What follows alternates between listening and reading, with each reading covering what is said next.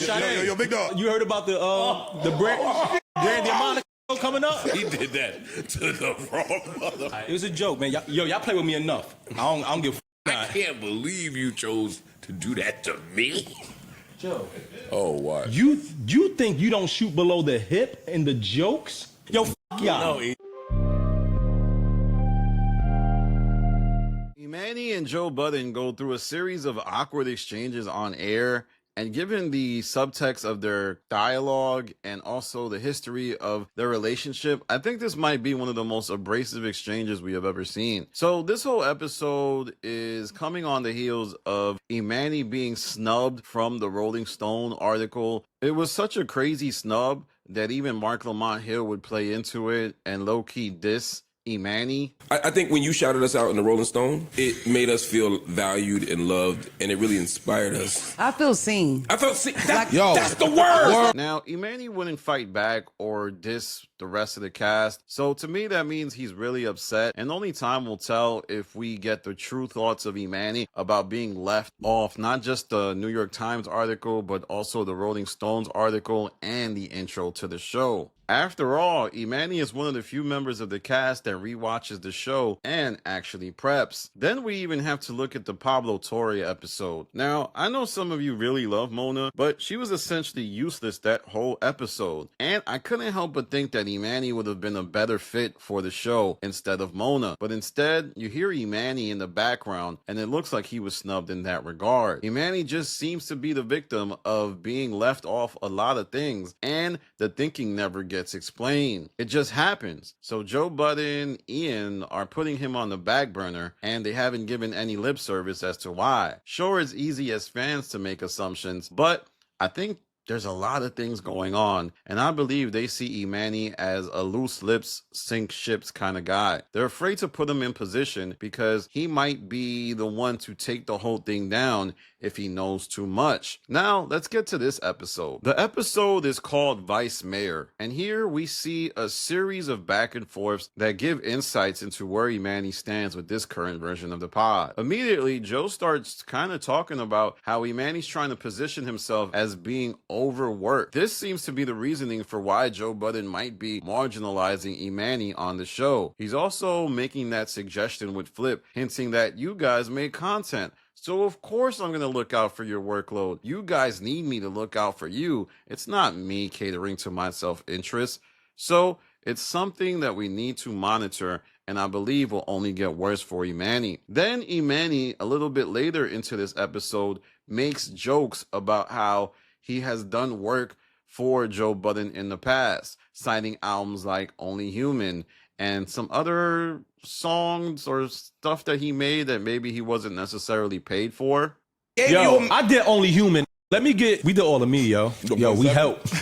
Yo, we need 1.7, yo. Now, this is something that has been brought up before in the past in terms of how Joe Budden has had Parks and Emanny do things for the free skis. Remember when Maul went on Big Loon's show and talked about how, he never paid Parks for some of the music that he did? When we had our meeting outside at Parks' crib, he pulled Parks outside and he asked Parks, he said, yo, do me and you have any money issues or business issues? And Parks said, no. That's a lie. I've known Parks. Parks has engineered and recorded records that he hasn't been paid for. So it's easy to see that same exact thing happened to Emanny. And while Parks does have a skill set that would later get rewarded by Joe Budden because of podcasting, I don't necessarily know if the same happened for Emanny. But the craziest shot occurs when Joe Budden would have a, diatribe about going to the Brandy and Monica show, and Sade, who happens to be Joe Budden's girlfriend, is at the show, and I guess Emanny doesn't like what Joe Budden is talking about, so he says, yo, Sade, you going to the Brandy and Monica show? we'll shoot at, and the girl will think. Oh, that was, all right, I see what you said before. Take down. Now, this was really Emanny snapping, because I know in certain circles, even initiating a conversation with your man's girl can be a sign of dirty macking or the highest level of disrespect, because Emanny doesn't necessarily know Sade to that level to be initiating conversations with her. Now, it's so egregious that even the rest of the cast points it out. You gotta shoot that. You gotta go hold you. That was crazy. Oh my God! Shoot him. Get off me, nigga! And even some of the commenters in the Patreon start saying like, yo, you crossed the line, Emanny. But I have to take a step back and say Emanny has been on the business end of a lot of shots, most notably the joke about, you know, blowing his mom's ashes all over the couch. Blow your mom all over the couch. So you would think he would have some type of leeway to execute that type of joke with Sade, but it's clear that he doesn't, which to me is alarming, because Emanny has sacrificed a lot of his self-respect just to become one of the members of the podcast. Now, so much so does the rest of the cast get on Emanny that he kind of lashes out and says, y'all get a lot of jokes off on me. This is crazy. How y'all gonna act like I can't go here? How many L's I had to take leaving the pod? Yo, y'all. And the rest of the cast's response is very telling, because they all form like Voltron around Joe Budden once Emanny shoots his shot and makes fun of kind of whatever Sade and Joe Budden got going on. And I believe at some point you can even hear Sade in the background saying, that's your friend. Plus, we have to have a conversation about how many times the rest of the cast members' significant other need to be on the show. They kind of mess up the vibe, and you can see that anytime she's there, Joe is potting different. Same with Ice and his girl and others. So I think they just need to leave their girls, their kids at home. Y'all messing up the vibe. I'm gonna be honest. Call me some type of recluse that only sits home. I'm just letting y'all know that it's better when y'all alone and handling business. Don't bring your wife or your girlfriend to work, y'all. But we also have to look at other moments where Emanny has lashed out, specifically the marriage clip. Remember, Joe Budden was talking about how Emanny doesn't have a serious relationship, and Emanny would say, well, I mean, get married. So all you still And it's single playing like niggas to musical hurry up notes on and the get front. married. Y'all still here with me?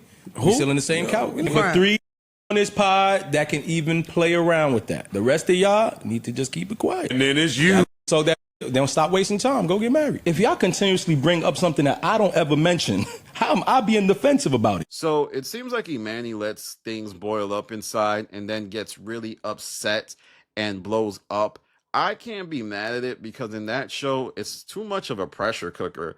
Like, everybody gets their hits in, and then not only can you not fire back, you have to fire back in some subtle way like Mark Lamont. And sometimes if you don't have those type of skill sets, you just get dunked on, dissed, and it's kind of violation. Plus, we also have to examine what people say. I think one of the greatest conflicts I'm faced with on this channel is this notion that these people are all friends, that they're joking. However, we look at the Joe Budden podcast as some type of chemistry-focused podcast, but within it, there exists some type of hierarchy. It's almost certainly clear that Flip is up on top, Mark is up on top, Joe Budden is up on top. So when they start to diss other members of the cast, it comes off like they're being selective, and it's not necessarily friendship based. It's almost like when you watch NBA on TNT, and it's clear that there's a hierarchy between the players that have championships and those that don't. And even on that show, the players that are great on TV, like Charles Barkley, will often berate the players that aren't necessarily as good, like Shaq. So within these exchanges, you see a ranking, one that I simply cannot ignore.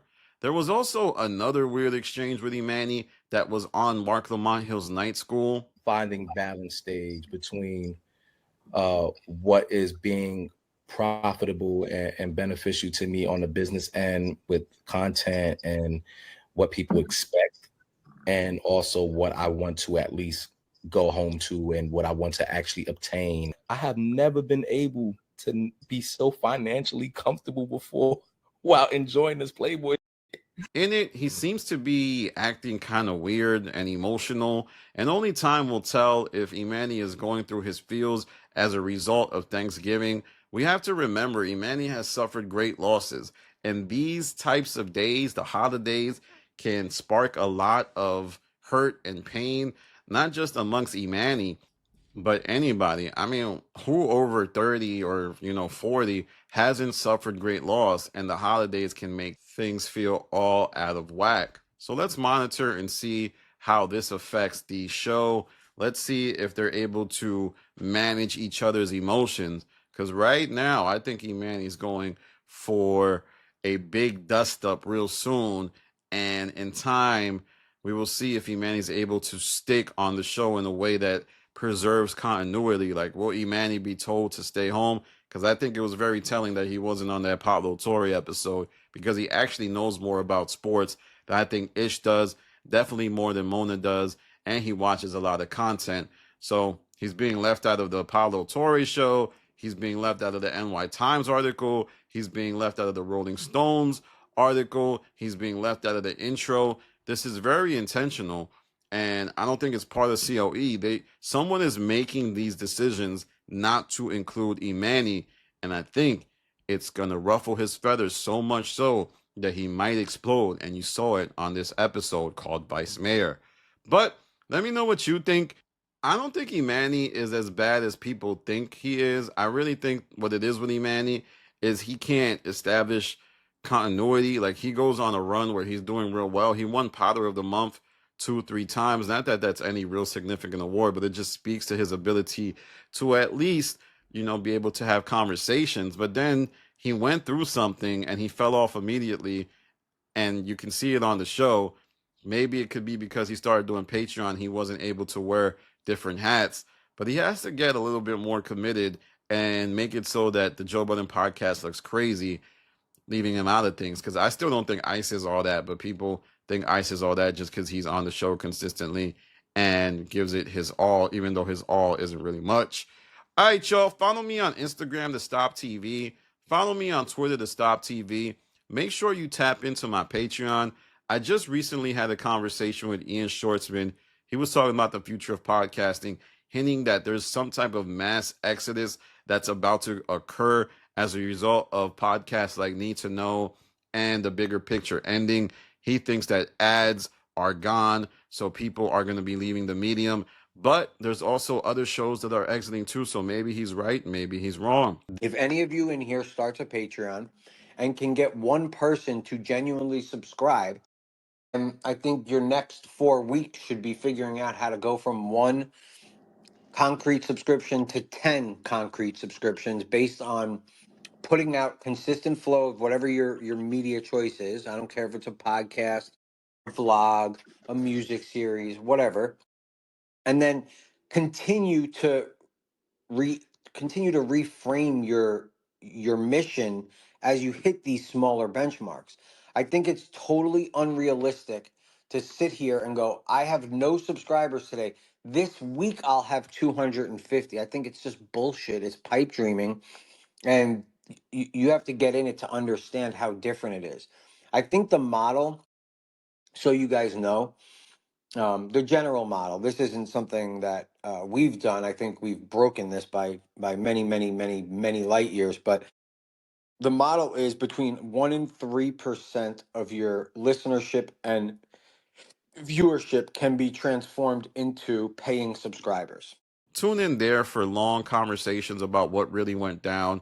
This is Danny from The Stop. Shout out to Dub. Dub was the guy who put me on to a lot of little bits of information about kind of where Emanny and Joe Budden's relationship stood, as well as putting me on to that live that Emanny did with Mark, which was pretty crazy. So I wanted to do that before I wrap up this video. Peace.